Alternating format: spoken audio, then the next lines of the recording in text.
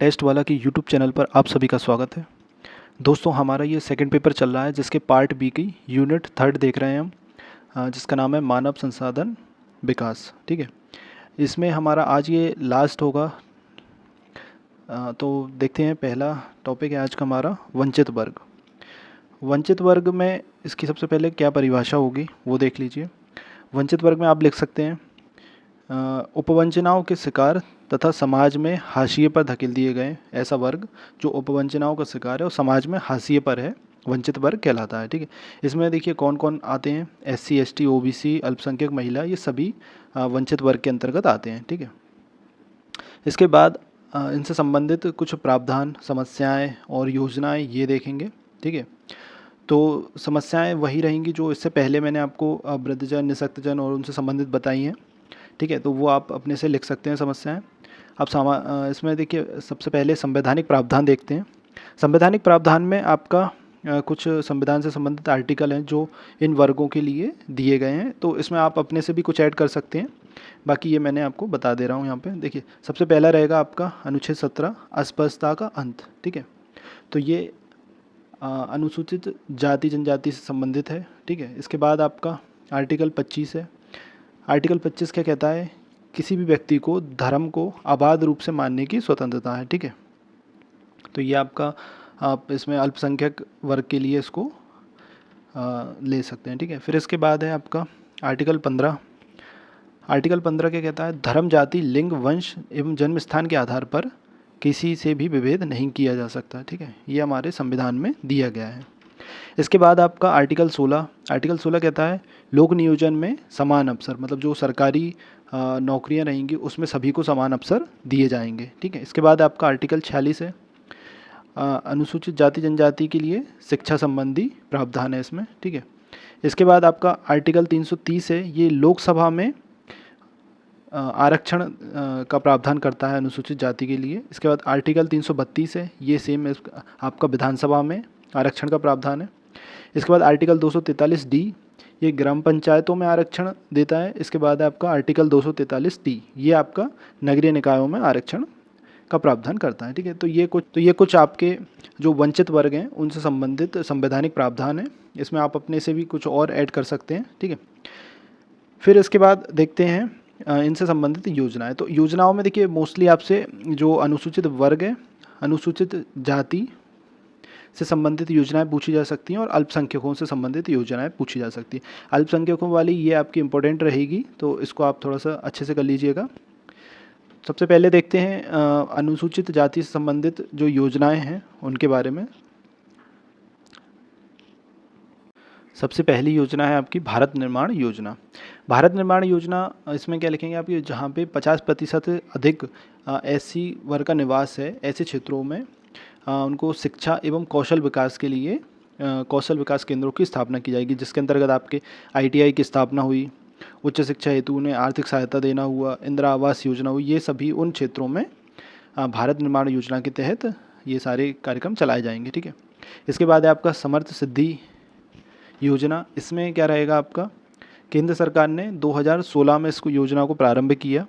इसमें जो आपके SC वर्ग के बेरोजगार युवा हैं उनको कौशल उन्नयन के लिए इसमें योजना चलाई जाएगी, जिसमें उन्हें कौशल प्रशिक्षण प्रदान किया जाएगा। ठीक है, इसके बाद है आपका एक छात्रवृत्ति योजना है जो बाबू जगजीवन राम योजना है। ठीक है, इसके अलावा आपका राष्ट्रीय समुद्र पारीय छात्रवृत्ति योजना है, ये भी विदेश में शिक्षा प्राप्त करने के लिए अगर जाना चाहते हैं तो उन्हें ये इस योजना के अंतर्गत छात्रवृत्ति प्रदान की जाएगी।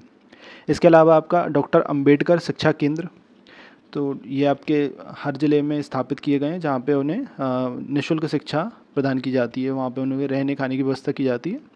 इसके बाद है आपका राष्ट्रीय अनुसूचित वित्त विकास निगम।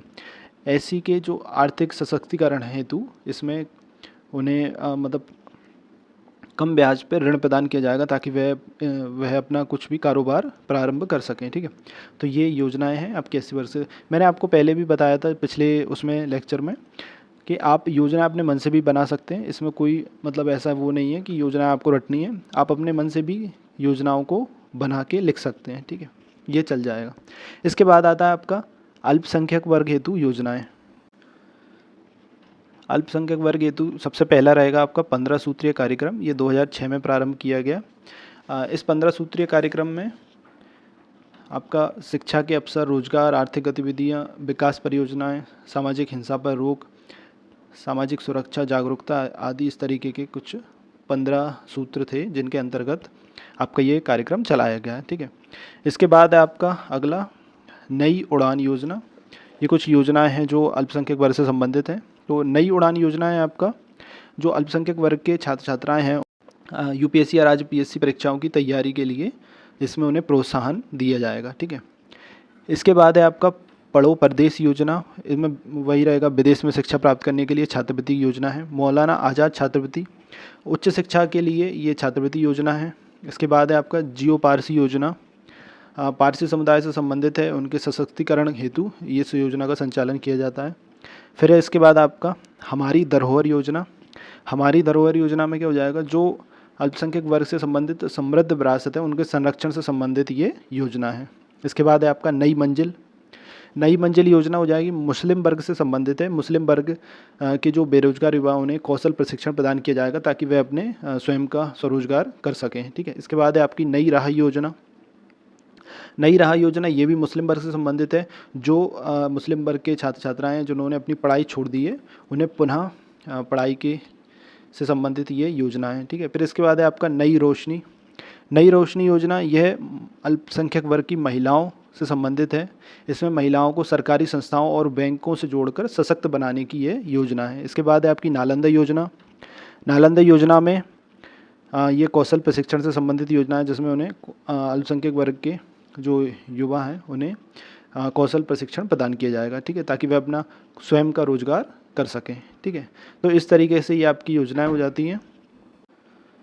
इसके बाद नेक्स्ट देखते हैं, ये आपका लास्ट टॉपिक है इसमें, विकास परियोजनाओं के फलस्वरूप विस्थापित वर्ग।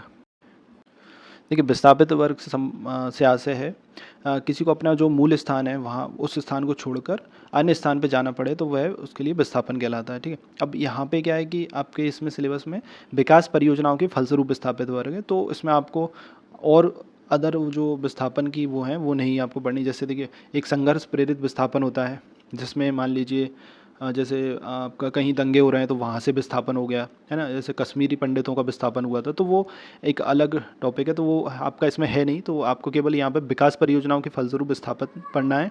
ठीक है, अब विकास परियोजनाओं का क्या मतलब है और इसमें किस तरीके से विस्थापन होता है तो ये हम देखते हैं। ठीक है, सबसे पहले विकास परियोजनाओं के कारण विस्थापन व पुनर्वास की समस्या उत्पन्न होती है। ठीक है, ये आप इंट्रोडक्शन में लिख सकते हैं, जिसके कारण लोगों को मजबूरी में अपने घर और अपनी भूमि को छोड़कर दूसरी जगह जाना पड़ता है। ठीक है, इसके बाद विकास परियोजनाएं क्या होती हैं, जैसे कि मान लीजिए कहीं रेलवे लाइन का विकास हो रहा है, कहीं एयरपोर्ट आ रहा है, कहीं पे बांध बनाया जा रहा है, हाईवे का निर्माण किया जा रहा है, औद्योगिक संयंत्र की स्थापना की जा रही है। ठीक है, तो इस तरीके की ये सारी विकास परियोजनाओं के अंतर्गत आते हैं। ठीक है, आप यहाँ उदाहरण दे सकते हैं, सरदार सरोवर परियोजना जो थी जिसमें सरदार सरोवर बांध का निर्माण किया गया, उससे लगभग 50,000 लोगों को विस्थापित होना पड़ा था। ठीक है, इससे संबंधित आंदोलन भी चलते हैं, नर्मदा बचाओ आंदोलन भी आपने सुना होगा, इससे संबंधित है। इसके अलावा एक अन्य उदाहरण दे सकते हैं आप, कूनो पालनपुर जो आपका राष्ट्रीय उद्यान है श्योपुर में, तो वहाँ पे जब एशियाई शेर को लाने के लिए प्रयास किए जा रहे थे तो लगभग 24 गाँवों को वहाँ से हटाया गया। तो लगभग जो 24 गाँव थे वहाँ के उस क्षेत्र में, तो उन्हें वहाँ से विस्थापित होना पड़ा। तो इस तरीके से जितनी भी विकास परियोजनाएं होती हैं उनसे संबंधित कहीं ना कहीं आपको विस्थापन देखने को मिलेगा। ठीक है, अब इसमें क्या क्या समस्याएं या प्रभाव आते हैं ये हम देखते हैं। देखिए, सबसे पहला तो यही है कि भूमिहीनता का शिकार होना पड़ता है, लोगों को अपनी जो उनकी भूमि है उसका स्वामित्व त्यागना पड़ता है। ठीक है, इसके बाद आपका बेरोजगारी की समस्या उत्पन्न हो जाती है। बेरोजगारी के अलावा आपकी भोजन की असुरक्षा की समस्या हो जाएगी। ठीक है, क्योंकि लोगों को अपने रहने का ठिकाना नहीं रहेगा तो खाने का तो क्या ही कहना, इस तरीके से। इसके अलावा जो उनका एक सामाजिक ढांचा है वह विघटित हो जाता है। ठीक है, क्योंकि आप जैसे देखिए कोई एक गांव है तो वहाँ पे जो लोग निवास कर रहे हैं उन्हें वहाँ उस स्थान को छोड़कर अन्य स्थान पे जाना पड़ता है, तो उनका पूरा जो भी उनका सामाजिक जो भी ताना बाना था वह पूरा बिखर जाता है। ठीक है, इसके अलावा अन्य क्या पॉइंट होगा इसमें, पहचान का क्षरण, लोगों को पहचान, जो उनकी पहचान है, जो जिस स्थान पर वह रह रहे हैं उससे जो जुड़ी उनकी पहचान है, वो उस पहचान का त्याग करना पड़ता है। ठीक है, इसमें आपको जैसे पता होगा, आपका इंदिरा गांधी जो परियोजना थी जिसके तहत खंडवा में जो बांध बनाया गया था, उसमें एक हरसूद नामक स्थान था, वह उसमें पूरा उसके डूब क्षेत्र में आ गया था, तो वो वहाँ पे कई सारे लोगों को वहाँ से विस्थापित होना पड़ा था। ठीक है, इसके बाद होगा कि जो विस्थापन होता है लोगों का, उनके उससे फिर पुनर्वास की योजना चलाई जाती है, लेकिन उन्हें उस पुनर्वास का लाभ नहीं मिलता। तो ये और भी जो योजनाएं रहती हैं उनके लिए, उनसे संबंधित, तो उनका उन्हें लाभ नहीं मिल पाता, तो वो उन योजनाओं के लाभ से वंचित रह जाते हैं।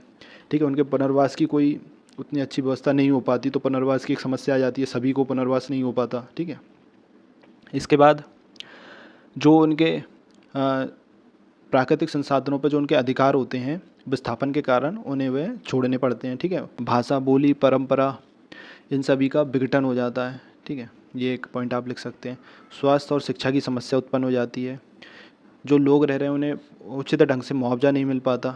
ठीक है, इसके अलावा मनोवैज्ञानिक जो उन्हें कष्ट होता है, वो भी इसमें आप एक पॉइंट बना सकते हैं। ठीक है, तो ये इस तरीके से आप अगर इससे संबंधित मान लीजिए आपसे पूछा जाए कि विकास परियोजनाओं के फलस्वरूप विस्थापित वर्ग को किस प्रकार की समस्याओं को सामना करना पड़ता है, तो आप ये समस्याएं लिख देंगे।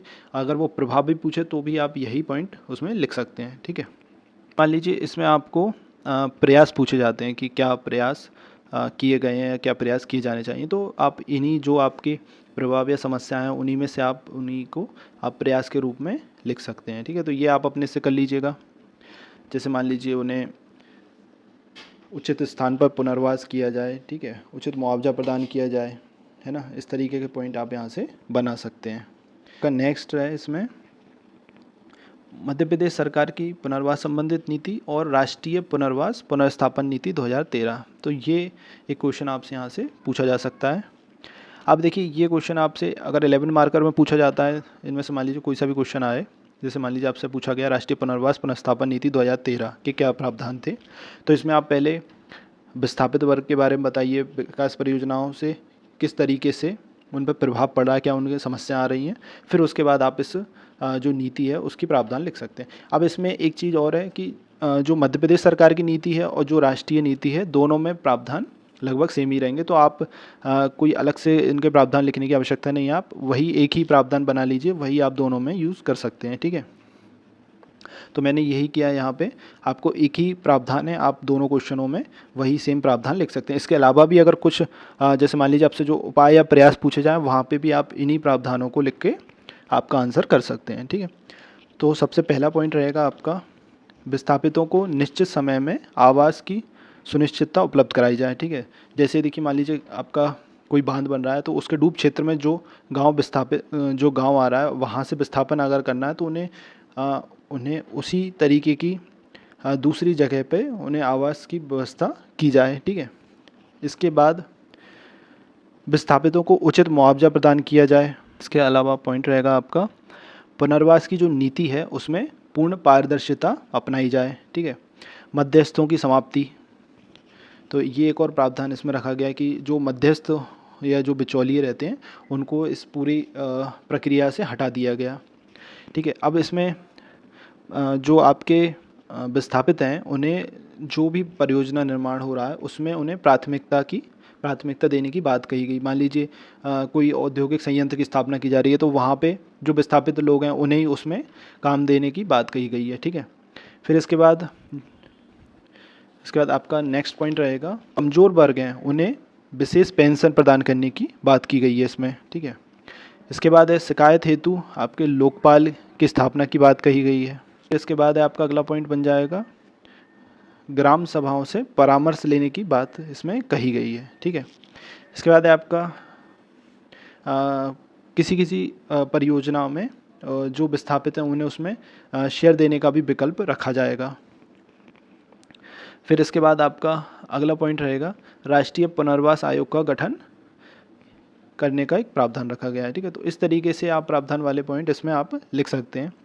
ये आप इसमें आप कुछ और पॉइंट अगर अपने से लिखना चाहें तो आप इसमें ऐड कर सकते हैं। ठीक है, जैसे मान लीजिए विस्थापन में कोई ऐसा उनका विस्थापन किया जाए ताकि उनके रहवास पे कोई प्रतिकूल प्रभाव ना पड़े, ठीक है। उनकी जीवन शैली के अनुरूप उन्हें नया वातावरण प्रदान किया जाए, ठीक है। निश्चित समय में मुआवजा प्रदान किया जाए, ठीक है। उनको जो जिस स्थान पर उनका पुनर्वास किया जा रहा है वह लगभग जिस स्थान पर वे पहले रह रहे थे, निवास कर रहे थे, उसी तरीके का स्थान उनको देखकर दिया जाए। तो इस तरीके के आप अपने मन से भी यहाँ पे पॉइंट अपने बढ़ा सकते हैं, ठीक है।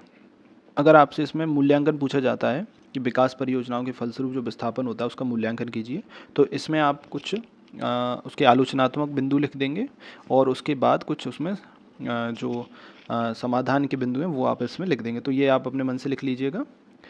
एक दो पॉइंट मैं आपको इसमें बता देता हूँ। आप जैसे इसमें ये लिख सकते हैं कि जो विस्थापन होता है उससे जो वहाँ के मूल्यवासी हैं उनका अनिश्चित वातावरण में नया जीवन उन्हें प्रारंभ करना पड़ता है, ठीक है। इसके बाद उन्हें जो प्रकृति से जो जुड़ाव है वह संबंध उनका ख़त्म होने का भय रहता है। उनके सांस्कृतिक विघटन की समस्या उत्पन्न होती है। शिक्षा और अजागरूकता के कारण उन्हें योजनाओं का लाभ नहीं मिल पाता। तो इस तरीके के आप इसमें मूल्यांकन के पॉइंट आप अपने से लिख सकते हैं, ठीक है। तो इसी के साथ आज का हमारा वीडियो कंप्लीट होता है। अगर आपको वीडियो पसंद आया तो इसको लाइक कीजिए, अपने जितने भी फ्रेंड्स हैं उनके साथ शेयर कीजिए और हमारे चैनल को सब्सक्राइब कीजिए। धन्यवाद।